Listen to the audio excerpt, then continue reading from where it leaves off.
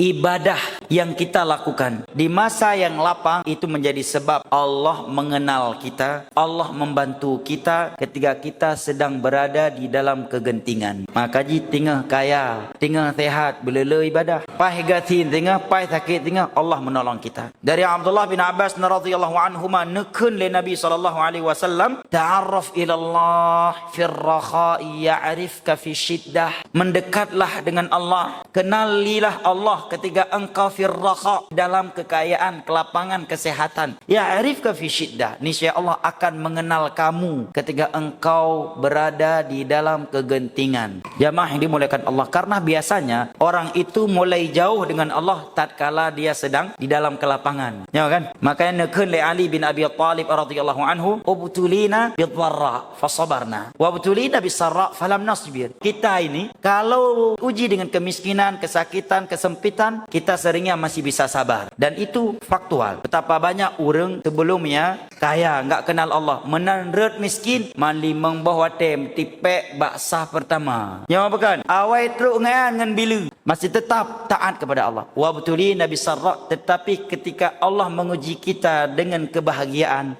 yang tadinya miskin sekarang udah kaya, yang tadinya sakit sekarang udah sehat, seringnya kita enggak bisa sabar di atas agama Allah. Ya bukan? Hai tanyo tak pegahaba hanare kemaksiatnya kemaksi hai karena hana peng aci mio yang ATM dron hana peng jino 50M. Warung kopi kan le di titu na jeb kopi, ideh Singapura na jeb kopi. Teman sepengajian enggak ada di sekelilingnya. Ustaz enggak ada, teman solat berjamaah masih yang biasanya sering dia jumpai enggak lagi. Bahkan mungkin muslim pun sudah jarang di lingkungan dia. Mungkin enggak jatuh ke zina, ke judi dan maksiat-maksiat lainnya, mungkin enggak hilang salatnya.